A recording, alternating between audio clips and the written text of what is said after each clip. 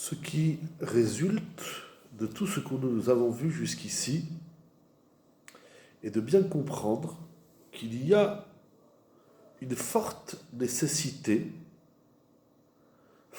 et grande nécessité d'étudier et de connaître le nefesh. L'âme, l'être profond intérieur, de le construire, de l'élever, c'est-à-dire de comprendre que ça se construit.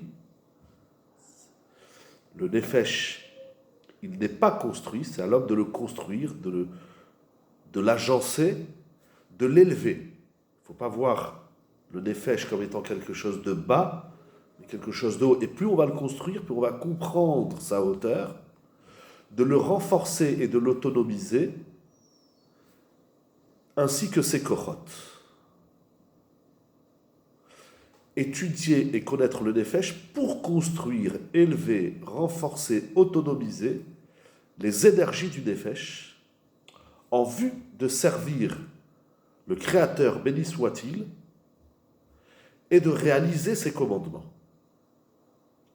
Par conséquent, de la même façon qu'il y a une mitzvah d'étudier la Torah afin de pratiquer et de réaliser ses commandements, c'est-à-dire si je n'étudie pas la Torah, je ne sais pas ce que je dois faire et comment je dois le faire.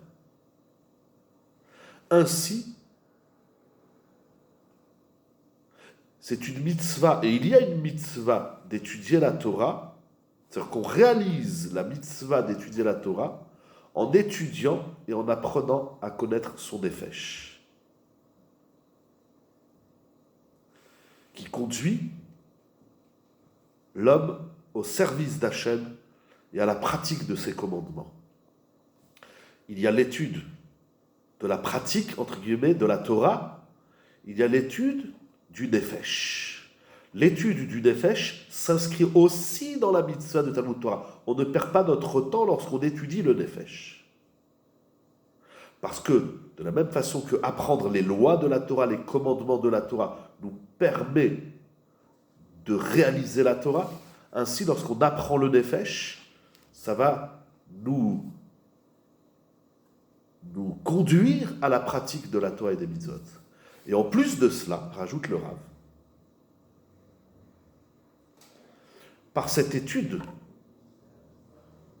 de la partie de la Torah qui est ici dans le sens du nefesh, alors la lumière de la Torah va éclairer le nefesh. Il y a dans la Torah, or Torah, Torah or, la Torah c'est une lumière,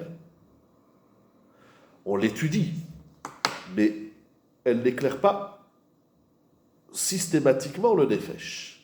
Pour que la Torah éclaire le nefesh, il faut forger le nefesh. Et alors la Torah éclairera, rejaillira sa lumière, fera rejaillir sa lumière sur la partie correspondant du nefesh. C'est incroyable. J'étudie. Il y a des lumières, je ne sais pas ce que ça veut dire. J'étudie la Torah, je sais la pratiquer, je la comprends, je l'analyse, je l'approfondis, je l'intègre. Mais si je n'étudie pas le nefesh, la lumière de la Torah ne va pas rejaillir sur le nefesh. Si je travaille mon nefesh, si je connais mon nefesh, alors la Torah que je vais étudier va éclairer, la lumière de la Torah va rejaillir sur la partie du nefesh de chacun, c'est incroyable. De ce fait, l'homme pourra atteindre et recevoir l'aide qui lui est nécessaire, l'aide divine, ainsi que les outils qui lui sont nécessaires pour se connaître. Ça veut dire comment je me connais? Eh bien, il me faut des outils. Ces outils viennent de la lumière de la Torah. Donc, plus je travaille mon nefesh, plus il devient un réceptacle de cette lumière pour ainsi continuer à se connaître.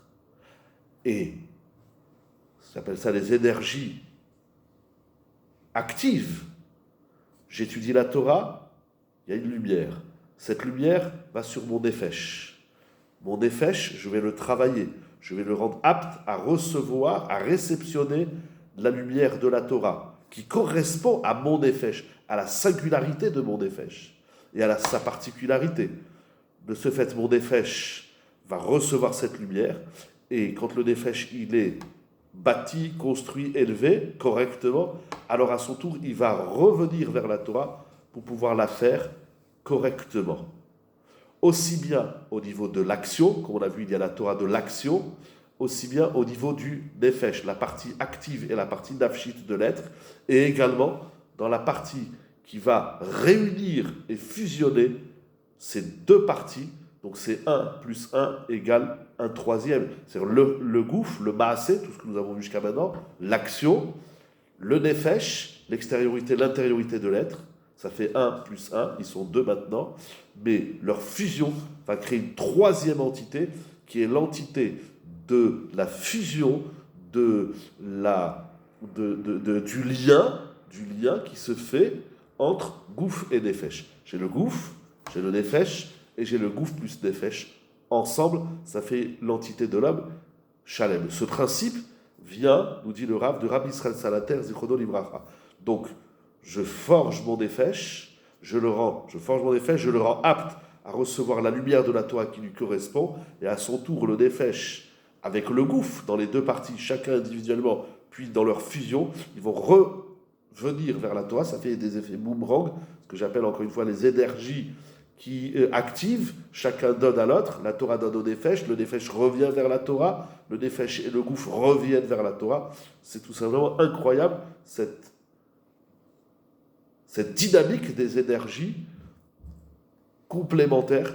C'est tout simplement fabuleux. À la prochaine, Bezrat Hashem.